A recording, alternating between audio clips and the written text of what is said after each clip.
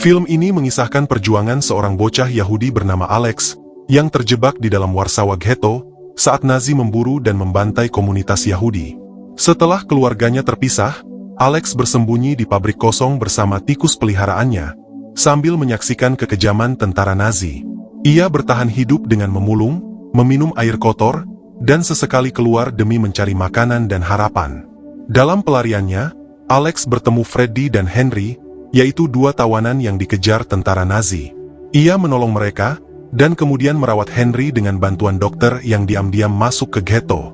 Namun ketika dokter ditangkap, Alex hampir terbongkar identitasnya sebagai Yahudi, hingga seorang gadis bernama Stachia menyelamatkannya. Sebelum ceritanya dimulai, sebaiknya kalian subscribe dulu, agar tidak ketinggalan cerita seru selanjutnya.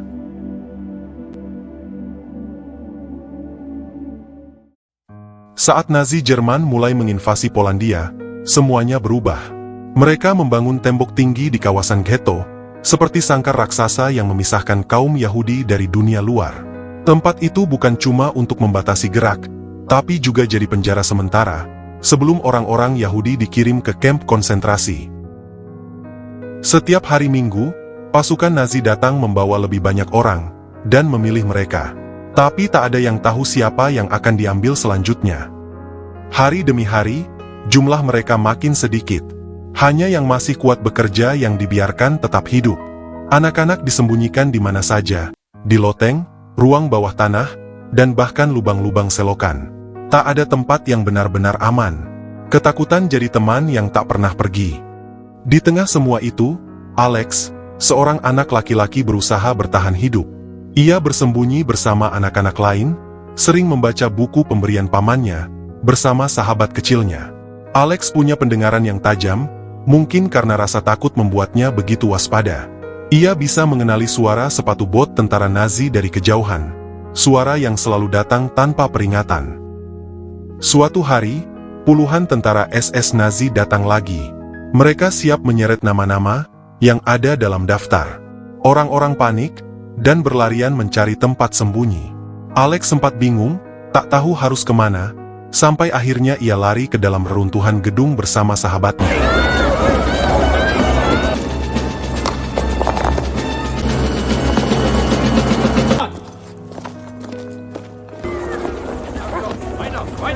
Setelah itu, suasana di ghetto mendadak sunyi. Kota itu seperti kota mati. Ayah Alex yang khawatir mencarinya, dan akhirnya menemukan Alex di tempat persembunyiannya. Ia pun membawa Alex ke pabrik tempat ia dan Paman Boruk bekerja. Di sana untuk mengisi waktu, Alex sering duduk menemani pamannya di kantor pabrik. Keduanya sangat dekat.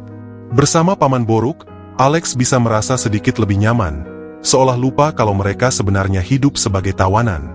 Tapi hari itu berbeda. Seorang komandan SS Nazi datang untuk inspeksi.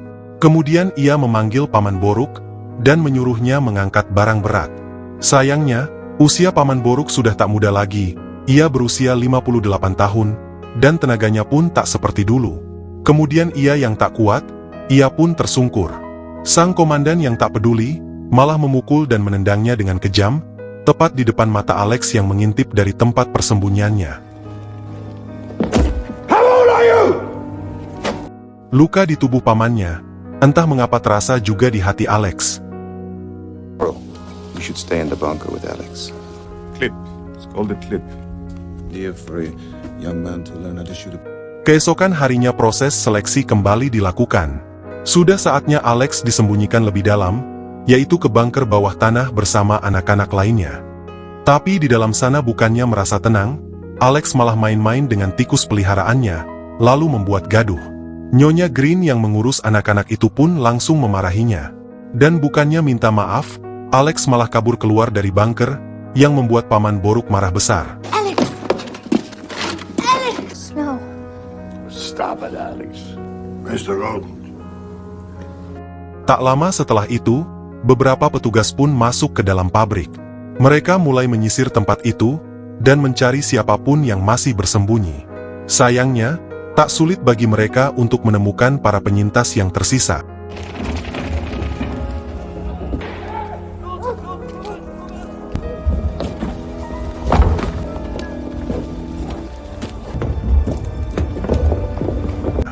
Hari itu jadi akhir dari segalanya.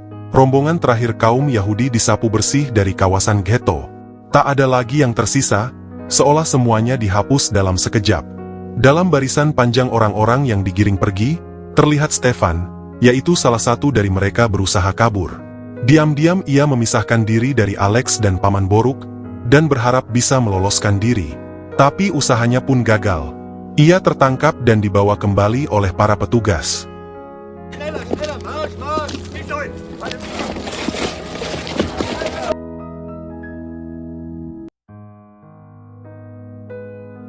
Sementara itu, Boruk yang tahu Alex masih punya harapan, melakukan hal yang tak terduga.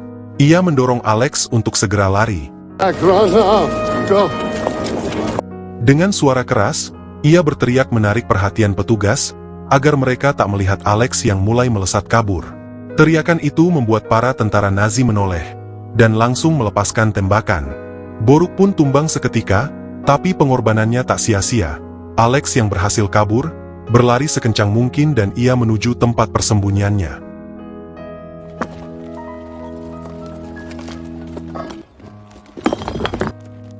Come.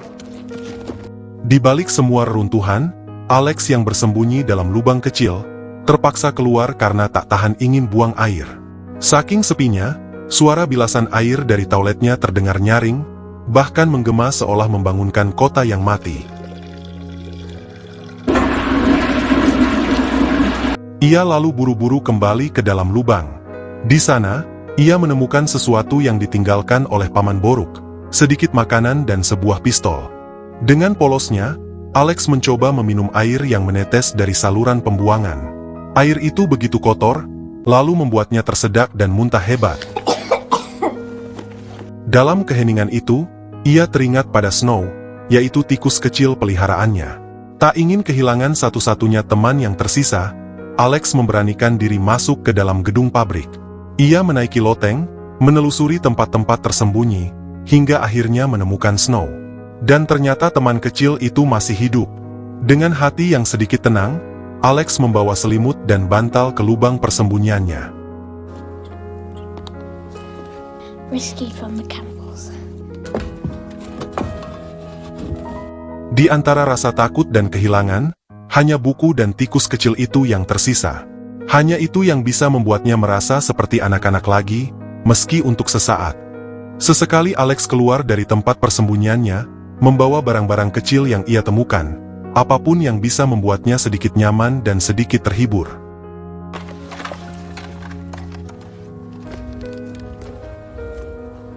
Di luar sana, suasana tetap mencekam. Gerbang utama pun dijaga ketat selama 24 jam penuh. Tak ada celah, tak ada harapan. Tapi naluri bertahan hidup Alex semakin kuat.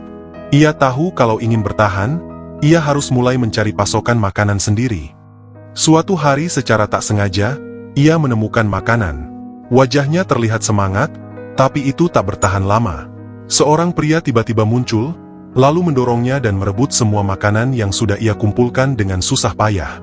Alex menatapnya dengan kecewa, berharap setidaknya bisa mendapat sedikit bagian. Tapi yang ia dapat malah lemparan kasar hingga tubuhnya terjatuh keras ke lantai, dan membuat kegaduhan besar. Suara itu pun memancing datangnya pasukan Nazi. Mereka langsung masuk, dan tanpa ragu menghabisi si pria tadi. Sementara itu Alex cepat-cepat menyelinap, dan masuk ke dalam sebuah wajan besar untuk bersembunyi. Setelah kejadian itu, kawasan ghetto benar-benar dibersihkan. Semua barang berharga diangkut, sisanya dibakar habis. Bahkan saluran air dimatikan, dengan harapan siapapun yang masih bersembunyi di dalam, tidak akan bisa bertahan hidup lebih lama. Alex kini benar-benar kesulitan. Tanpa air ia pun kebingungan. Karena kepepet, ia akhirnya nekat meminum barang haram milik pamannya. Rasanya sangat menyengat, tapi ia terus menenggaknya hingga oleng. Dalam keadaan itu ia mulai berhalusinasi, terombang-ambing di antara kenyataan dan imajinasi. Alex, my boy. My brave. Uncle Baruch. Remember? Keesokan harinya setelah sedikit sadar, Alex mulai berpikir jernih lagi.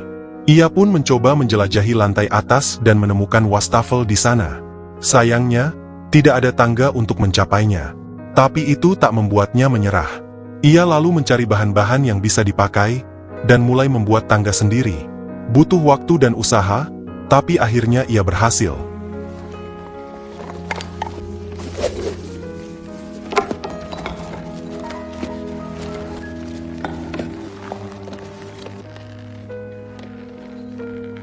Dengan semangat baru, Alex memindahkan semua barangnya ke atas. Sekarang ia tinggal di ruangan kecil di lantai atas gedung, di mana dari sebuah jendela mungil, ia bisa mengintip dunia luar.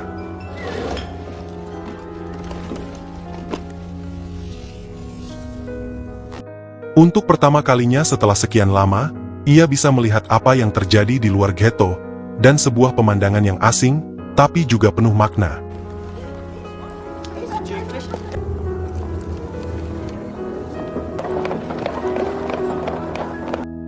Hari-harinya kembali diisi dengan pencarian.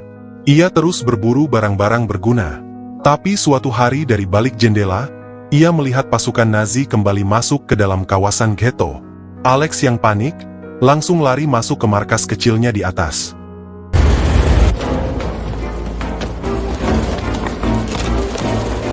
Dari atas sana, ia menyaksikan sesuatu yang membuatnya ketakutan. Komandan Gohler pun kembali, dan kali ini ia berhasil menemukan dan menangkap beberapa orang dari tempat persembunyian mereka. Alex nyaris menjatuhkan tangganya karena gugup. Dengan gemetar, ia buru-buru menariknya kembali ke atas agar tak terlihat.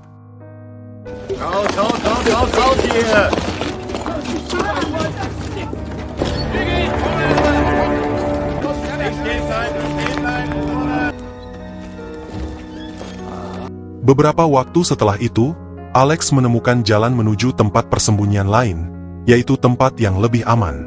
Di sana, untuk pertama kalinya sejak lama, ia bisa makan dan mandi sepuasnya.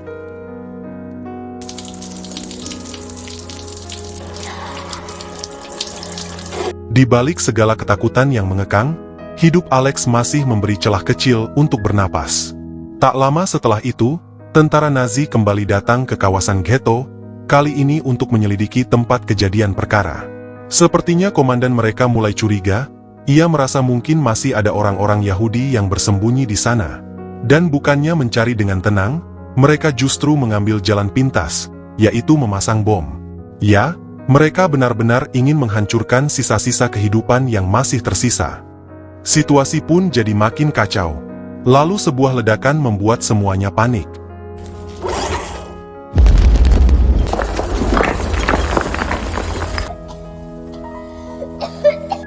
Di tengah kekacauan itu, Alex hendak pergi dari tempat persembunyiannya itu. Tapi tiba-tiba dua orang tawanan muncul di hadapannya, yang sedang dikejar tentara Nazi. Mereka pun terpojok, tepat di depan tempat Alex bersembunyi. Tentara Nazi datang dan langsung mengacungkan senjata ke arah mereka. Alex, yang dari awal sudah terdorong oleh rasa kemanusiaan, tiba-tiba memberanikan diri mengambil pistol. Ia menarik pelatuk, lalu menembakkan peluru ke arah mayat salah satu tentara. Tembakan itu pun terdengar oleh pasukan Nazi yang lain. Freddy, salah satu tawanan yang tadi dikejar, dengan cepat menarik Henry dan mayat si tentara, untuk bersembunyi di balik reruntuhan.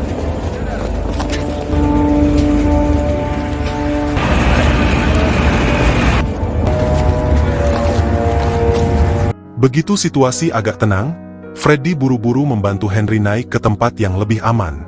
Sementara itu Alex tiba-tiba menangis. Ia merasa bersalah, takut kalau tembakannya malah mengenai Henry, tapi Freddy menenangkannya. Ia sangat berterima kasih karena Alex sudah menyelamatkan nyawa mereka berdua. Freddy kemudian bilang bahwa ia akan pergi mencari bantuan dari pasukan bawah tanah. Sementara itu, Alex diminta menjaga Henry sendirian. Leads to the other side. I think he can help us, so I'm gonna go. No champagne.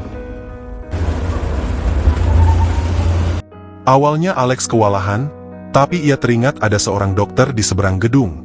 Mungkin hanya dokter itu yang bisa membantu. Alex lalu merogoh kantong Henry dan menemukan sejumlah uang. Jumlahnya cukup banyak untuk membayar dokter.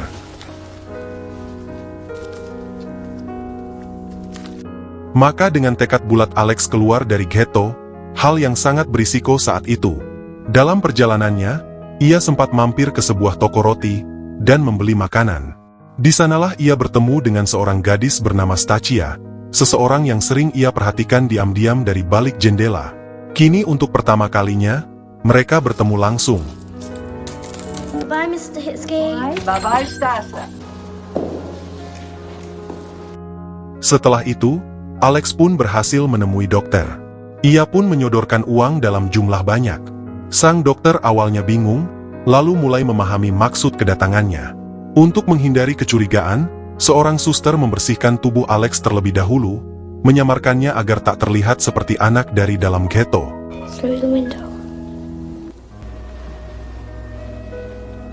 We're gonna make sure your friend gets well. Setelah semuanya siap, mereka pun berangkat masuk kembali ke kawasan yang hampir sepenuhnya musnah. Terlihat kota ghetto kini hanya tinggal reruntuhan dan kenangan. Dokter ternyata hanya berani datang sekali. Setelah itu, Alex dibekali dengan obat-obatan agar bisa merawat Henry sendirian. Come to me.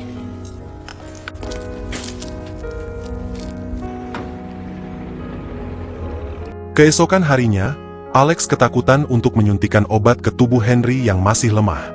Akhirnya ia memutuskan kembali menemui sang dokter.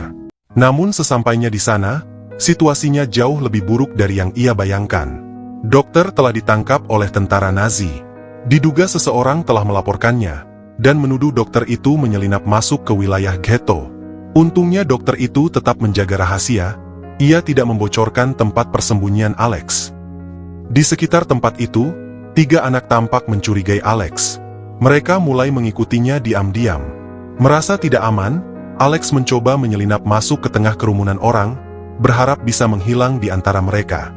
Tapi justru sebaliknya, semakin banyak orang menyadari kehadirannya dan mulai membulinya.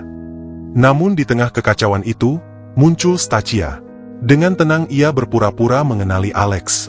Ia meraih tangannya, lalu membawanya pergi menjauh dari kerumunan. Sink. Hari demi hari pun berlalu. Henry mulai pulih, luka-lukanya pun sembuh perlahan, dan tubuhnya tak lagi selemah sebelumnya. Feet. Something decent. Bloody rat of yours. Sementara itu hubungan Alex dan Stachia pun kian dekat. Mereka mulai sering bertemu diam-diam, dan saling berjanji untuk bertemu lagi di kesempatan berikutnya. Namun ketika musim salju tiba, Alex mulai ragu untuk menemui Stachia. Ia teringat nasib sang dokter, bagaimana satu langkah kecil bisa membawa kematian. Ia tak ingin hal yang sama menimpa gadis yang kini begitu berarti baginya. Waktu terus berlalu. Henry kini benar-benar pulih.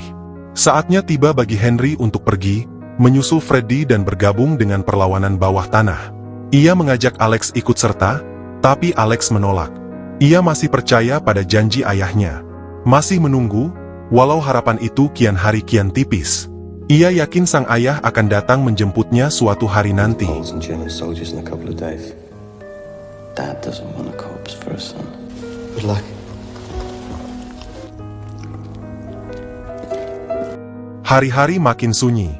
Tak ada kabar, tak ada tanda-tanda. Alex pun mulai diliputi keputusasaan. Ia akhirnya memutuskan untuk menemui Stachia. Keluar dari ghetto dengan hati-hati, ia menyusuri jalan yang sudah tak asing lagi baginya. Namun, sial tak bisa ditolak. Di tengah jalan ia berpapasan dengan seorang yang sedang melarikan diri. Spontan Alex ikut lari bersama mereka.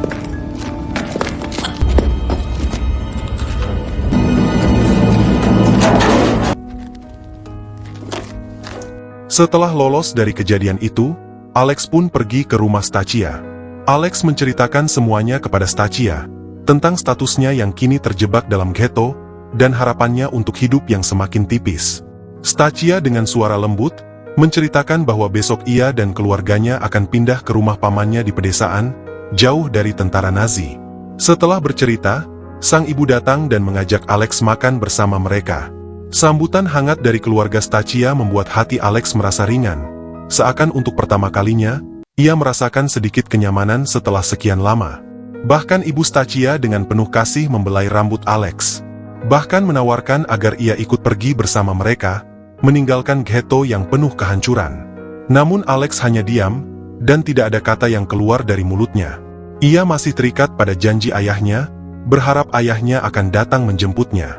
Ia lalu memilih untuk kembali ke tempat persembunyiannya, menunggu dengan penuh harap, meskipun hatinya dipenuhi kecemasan.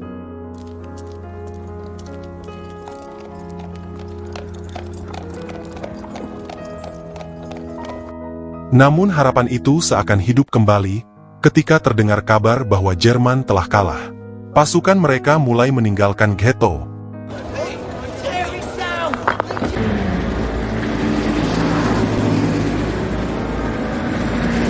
Alex yang masih takut, masih bersembunyi di atas loteng, mengamati anak-anak yang bermain di jalanan yang dulu ia kenal. Tiba-tiba tanpa peringatan, tempat yang ia tinggali pun roboh, dan Alex terjatuh ke bawah menyebabkan kehebohan di sekitar itu.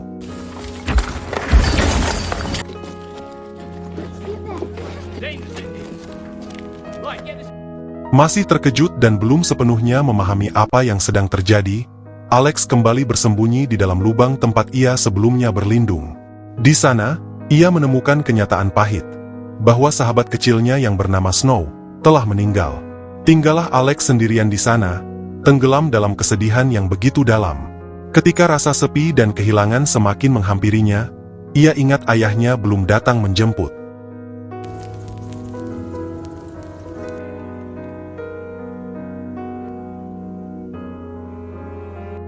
Beberapa hari berlalu, penderitaan panjang yang ia alami akhirnya mengarah pada sebuah harapan yang tak terduga.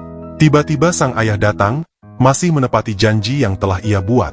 Kemudian Alex tidak bisa menahan air matanya. Karena setelah berbulan-bulan terpisah, akhirnya mereka bertemu kembali. Dan film pun selesai. Kadang yang paling dibutuhkan untuk bertahan bukan kekuatan, tapi harapan. Dalam situasi paling sulit sekalipun, selalu ada cara untuk tetap hidup, walau sendirian. Film ini mengingatkan bahwa meski dunia terlihat gelap dan kejam, kebaikan kecil, keberanian diam-diam, dan kepercayaan pada janji bisa jadi penyelamat yang sebenarnya. Semoga bisa diambil pelajarannya, dan sampai jumpa di alur cerita seru selanjutnya.